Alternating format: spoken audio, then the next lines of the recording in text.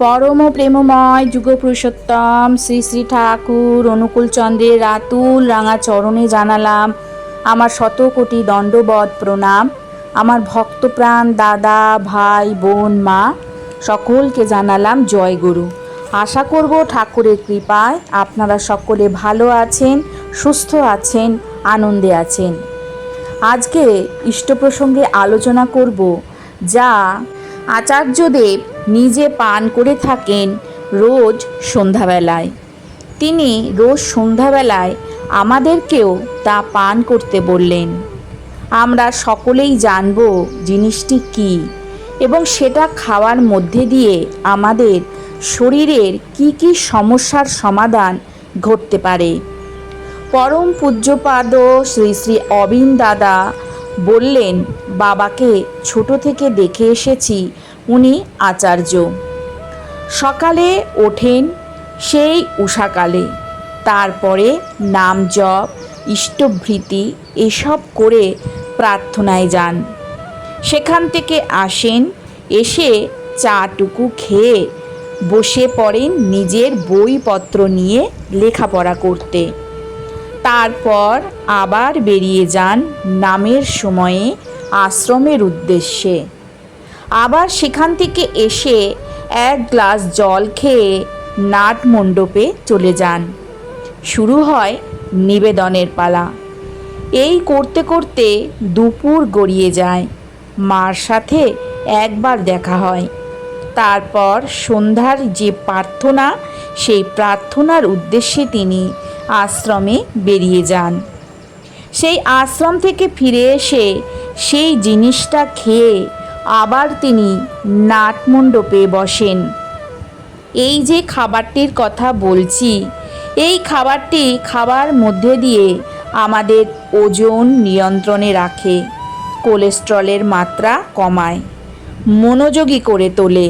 যারা পড়াশোনা করছে বিশেষ করে তাদেরকে যদি এই খাবারটি দেওয়া যায়, তাদের মনোযোগী করে তুলবে, মানসিক চাপটা কমবে। এছাড়া ফ্যাটি লিভার ক্যান্সারের মতন মরণ ব্যাধির যে একটা ঝুঁকি, তার থেকে কিন্তু আমাদের রেহাই দেবে। এই খাবারটি খেলে রক্তচাপ, হৃদরোগ, স্ট্রোক ইত্যাদির ঝুঁকিও কমতে সাহায্য করে। এই খাবারে ক্যালোরি খুবই কম থাকে, অ্যান্টিঅক্সিডেন্ট ভরপুর থাকে, বিপাক ক্রিয়া বাড়াতে সাহায্য করে, ওজন কমাতে সাহায্য করে। এই খাবারটির মধ্যে আরও অনেক রকমের গুণ আছে, যা বলে শেষ করা যাবে না। তাই এই খাবারটি যারা ছাত্র, যারা উঁচু ক্লাসে পড়াশোনা করছে, তাদের মধ্যে একটা মানসিক চাপ কিন্তু সব সময় থাকে, যা তাদের মনোযোগী করে তুলতে বাধা সৃষ্টি করে। বা যারা প্রতিযোগিতামূলক পরীক্ষা দিচ্ছে, সেই সকল ছাত্রদের যদি সন্ধ্যাবেলায় এই খাবারটি আমরা দিই, তাতে তাদের মনোযোগটা বাড়বে, তাদের যে মানসিক চাপ সেটা নিয়ন্ত্রণ করতে সাহায্য করবে এই খাবারটা। এই খাবারটি সব থেকে কার্যকরী লিভারের ক্ষেত্রে। আচার্যদেব তিনি নিজে বলেছেন, এই খাবারটি যদি কেউ প্রতিনিয়ত খান সন্ধ্যাবেলায়, তার লিভার ফাংশন খুব ভালো থাকবে। সেই খাবারটি হলো ব্ল্যাক কফি। কফি কিন্তু কম বেশি আমরা সকলেই খেয়ে থাকি, কিন্তু কিভাবে খেলে সেটা আমাদের উপকার করবে সেটা হয়তো অনেকে জানেন, আবার কেউ কেউ জানেন না। এই রকম ধরনের অনেক খাবার আছে যার উপকারিতা অসীম, কিন্তু কিভাবে খেলে তা উপকারে আসবে সেটা আমরা জানি না। তা যাই হোক, কফিটা ভালো, কিন্তু আবার অতিরিক্ত কোনো কিছুই ভালো নয়। লিমিট রেখে খাওয়া ভালো। উপকারী বলে বারবার খেয়ে ফেললাম, তখন উপকারীর থেকে ক্ষতি করবেই বেশি। তাই সকাল সন্ধ্যায় দুবার খাওয়া যেতে পারে। আচার্যদেব কিন্তু আমাদের সন্ধ্যাবেলায় খেতে বলেছেন। তাই সবাই চেষ্টা করবেন সন্ধেবেলায় খাবার। শ্রী শ্রী ঠাকুরের আদেশ নির্দেশ যেমন আমরা মেনে চলি, ঠিক তেমনই কিন্তু আচার্যদেবের নির্দেশও আমরা মেনে চলি। তাই আচার্যদেবের নির্দেশ অনুযায়ী আমরা সন্ধ্যাবেলায় এই ব্ল্যাক কফিটা খাওয়ার চেষ্টা করব।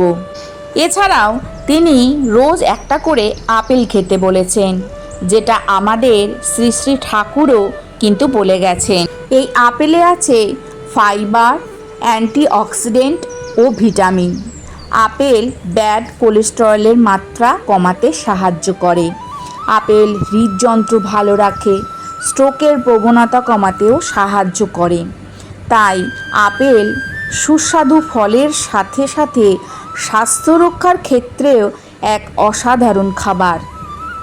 আর আচার্যদেব তো আমাদের রোজ সন্ধ্যাবেলায় ব্ল্যাক কফি খেতেই বলেছেন, যেটা খেলে আমাদের লিভার ভালো থাকবে, আমাদের মনোযোগ বাড়বে, আমাদের রক্তচাপ কমবে, ক্যান্সারের মতন রোগের হাত থেকে আমরা মুক্তি পাব। বর্তমানে সবথেকে বড় সমস্যা হচ্ছে মোটা হওয়াটা, যেটা মানুষকে অনেক রকম সমস্যার মধ্যে ফেলছে। কাজকর্মে নানা রকমের রোগের প্রবণতা বাড়ছে তাদের মধ্যে। আর সবথেকে বড় কথা, মনোযোগ হারাচ্ছে। আমাদের মনোযোগ হারালে চলবে না, আমাদের মনোযোগী হতে হবে। মনোযোগী যদি আমরা না হতে পারি তাহলে কিন্তু আমরা ধ্যানও মন দিয়ে করতে পারবো না। তাই আচার্যদেবের কথা মতন আমরা রোজ সন্ধ্যাবেলা ব্ল্যাক কফি খাওয়ার চেষ্টা করব, যেটাতে আমাদের আরও মনোযোগী করে তুলবে। তাহলে আজকের আলোচনা এখানেই শেষ করলাম। আশা করব আজকের আলোচনা আপনাদের ভালো লাগবে। যদি ভালো লাগে তাহলে অতি অবশ্যই একটা লাইক করবেন, কমেন্ট করবেন। কালকে আসবো নতুন আরেকটি আলোচনা নিয়ে। সবাই ভালো থাকুন, সুস্থ থাকুন, আনন্দে থাকুন। ঠাকুরের কাছে এই প্রার্থনা করি, ঠাকুর যেন সদা সর্বদাই আপনাদের মঙ্গল করেন। জয় গুরু, বন্দে পুরুষোত্তমম।